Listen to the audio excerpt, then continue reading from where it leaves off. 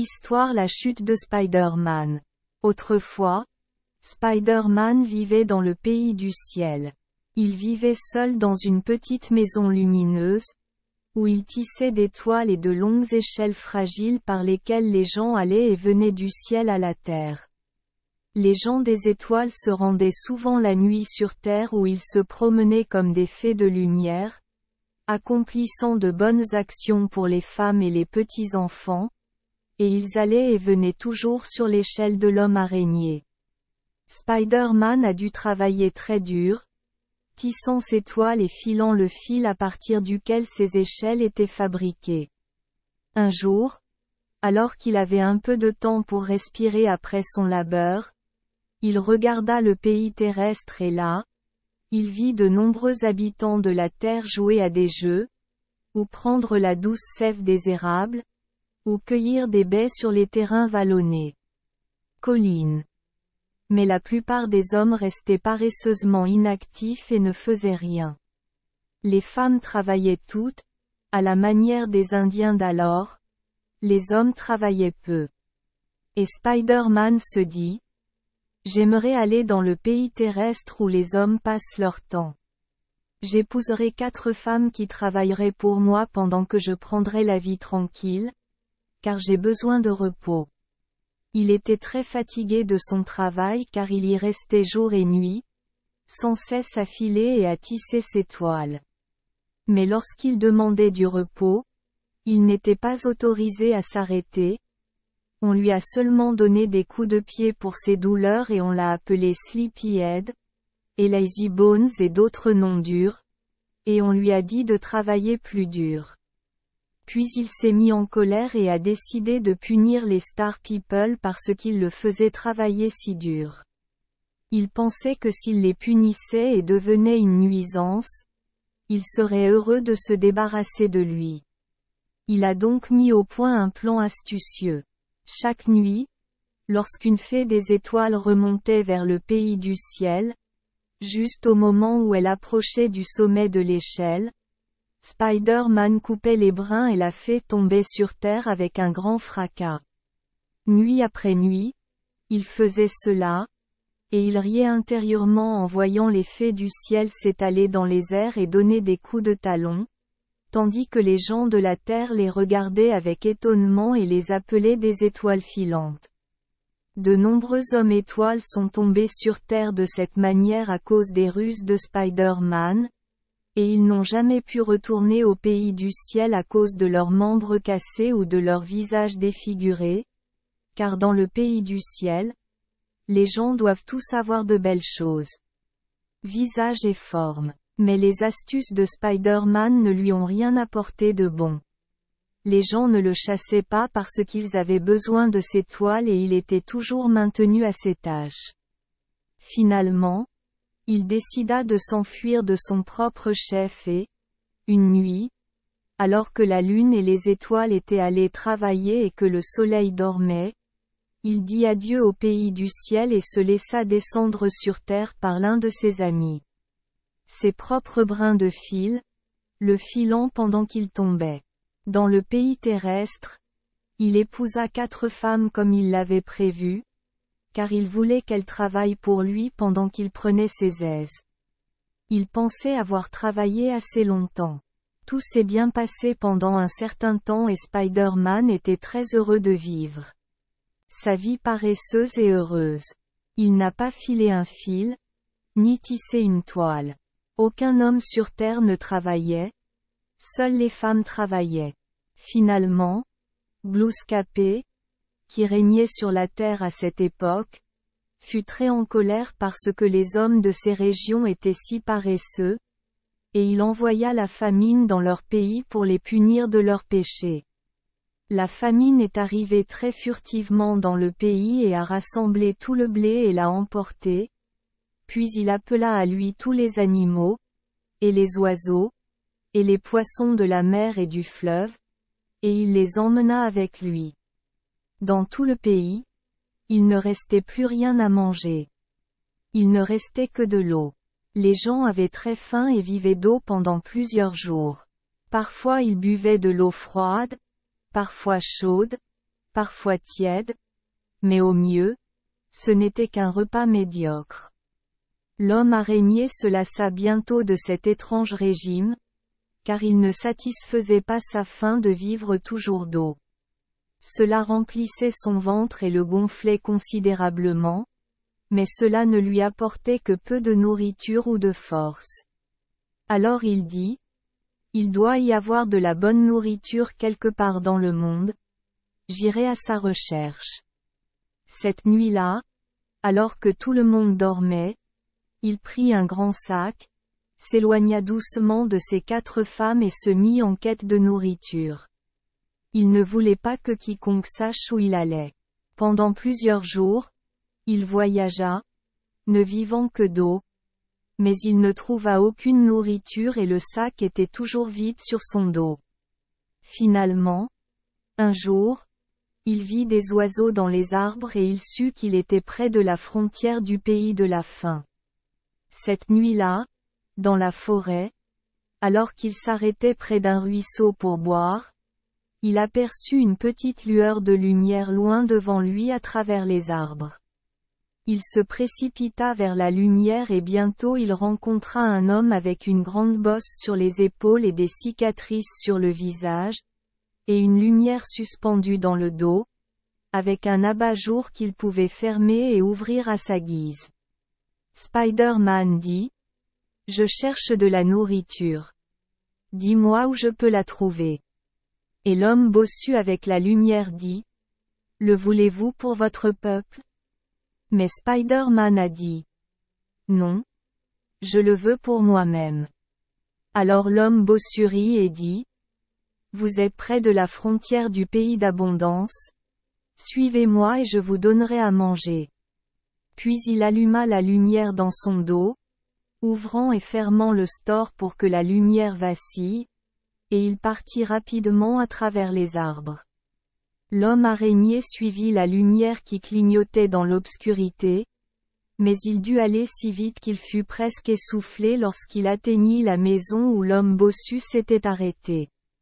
Mais l'homme bossu n'a ri que lorsqu'il a vu l'homme araignée arriver en soufflant avec lassitude avec son gros ventre gonflé. Il lui donna un bon repas gras et Spider-Man se sentit bientôt mieux après son long jeûne. Alors l'homme bossu dit, « Vous êtes l'homme araignée qui a autrefois tissé des toiles dans le ciel. Moi aussi, j'ai habité autrefois dans le pays des étoiles, et une nuit sombre, alors que je revenais du pays terrestre sur votre échelle, portant ma lampe sur mon dos pour éclairer le chemin, quand j'étais près du ciel tu as coupé les brins de la toile et je suis tombé à terre avec un grand fracas. C'est pourquoi j'ai une grande bosse sur le dos et des cicatrices sur mon visage, et à cause de cela, je n'ai jamais eu le droit de retourner au pays céleste des étoiles. Je parcours la terre la nuit comme une fée des forêts, tout comme je le faisais autrefois, car j'ai toujours mon ancien pouvoir avec moi. Moi, et je porte toujours ma lampe sur mon dos, c'est la lumière des étoiles du pays du ciel. Je ne retournerai jamais au pays des étoiles tant que j'ai la vie. Mais un jour, quand mon travail sur terre sera terminé, j'irai mais même si tu as été cruel avec moi, je te donnerai à manger. Spider-Man se souvenait des nuits où il avait coupé les brins de l'échelle, et il riait intérieurement au souvenir des fées des étoiles tombant sur terre dans un grand fracas. Mais l'homme à la lumière savait qu'il avait désormais l'occasion de se venger de Spider-Man. Ce dernier ne se doutait pas du mal. Il était heureux d'avoir enfin de la nourriture. Alors l'homme bossu dit, « Je vais te donner 4 pots. Tu ne dois pas les ouvrir avant d'être rentré chez toi. Ils seront alors remplis de nourriture, et ensuite toujours quand tu les ouvriras, ils seront remplis de bonne nourriture. Et la nourriture ne diminuera jamais. » L'homme araignée mit les 4 pots dans son sac et le jetant sur son épaule, il partit pour sa maison, très satisfait de son succès. Après son départ, l'homme bossu utilisa son pouvoir pour lui donner faim. Pourtant, Pendant plusieurs jours, il voyagea sans ouvrir les pots, car, bien qu'il fût presque affamé, il souhaitait faire ce que lui avait dit l'homme bossu. Il ne pouvait enfin plus attendre. Il s'est arrêté près de chez lui, a sorti les pots du sac et les a ouverts. Ils étaient remplis de bonne nourriture comme on lui avait promis. Dans l'un il y avait un bon ragoût de viande, dans une autre, il y avait beaucoup de légumes cuits. Dans un autre, il y avait du pain à base de maïs indien. Et dans un autre il y avait de succulents fruits mûrs. Il a mangé jusqu'à ce qu'il soit rassasié. Il couvrit les pots, les remit dans le sac et cacha le sac parmi les arbres. Puis il est rentré chez lui. Entre-temps, il avait eu pitié de son peuple et il décida d'inviter le chef et toute la tribu à un festin le lendemain soir, car les marmites seraient pleines, la nourriture ne diminuerait jamais et il y en aurait pour tous. Il pensait que les gens le considéreraient comme un homme très merveilleux s'il pouvait leur fournir à tous de la bonne nourriture dans leur faim. Lorsqu'il arriva chez lui, ses femmes furent très heureuses de le revoir et elles lui apportèrent aussitôt de l'eau, la seule nourriture dont elles disposaient. Mais il se moqua d'eux et leur jeta de l'eau au visage en disant : « Oh, femmes insensées, je ne veux pas d'eau. Ce n'est pas de la nourriture pour un grand homme comme moi. J'ai pris un bon repas de ragoût de viande et du pain de maïs, des légumes cuits et de succulents fruits mûrs. Je sais où trouver beaucoup de nourriture, mais moi seul le sais. Je peux trouver de la nourriture quand tous les autres échouent, car je suis un grand homme. Allez inviter le chef et tous les autres. Gens à un festin que je leur préparerai demain soir, un festin pour tout le pays, car ma nourriture ne diminue jamais. » Ils furent tous étonnés en entendant son histoire, et la pensée de son bon repas ajoutait grandement à leur faim. Mais ils sortirent et convoquèrent toute la tribu à un festin comme il le leur avait dit. La nuit suivante, tout le peuple se rassembla pour la fête, car la nouvelle s'était répandue dans tout le pays. Ils n'avaient pas bu d'eau ce jour-là, car ils voulaient bien manger et ils avaient très faim. Ils étaient aussi affamés que des bêtes sauvages en quête de nourriture. Spider-Man était très heureux parce que les gens le félicitaient et il apportait fièrement son sac de peau. Les gens attendaient tous avec impatience et faim. Mais lorsqu'il découvrit le premier pot, il n'y avait pas de nourriture là-bas. Il découvrit la deuxième marmite, mais il n'y avait pas de nourriture là-bas. Il découvrit tous les pots, mais il n'y avait pas un seul morceau de nourriture dans aucun d'entre eux. Ils étaient tous vides, et au fond de chacun se trouvait un grand trou béant. Maintenant, c'était ainsi que cela s'était passé. Lorsque l'homme bossu, la fée des étoiles, avait donné les pots à Spider-Man, il savait bien que Spider-Man désobéirait à ses ordres et qu'il ouvrirait les pots avant d'arriver chez lui. Il rit intérieurement, car il savait qu'il pouvait désormais se venger du tisserand qu'il avait blessé. Ainsi, lorsque Spider-Man eut laissé les pots parmi les arbres, l'homme à bosse utilisa son pouvoir magique et fit des trous dans les pots, et le charme de la nourriture fut brisé et toute la nourriture disparut. Lorsque les gens virent les pots vides, ils crurent avoir été délibérément trompés. Les restes de nourriture et l'odeur du ragoût et des fruits s'accrochaient encore aux marmites.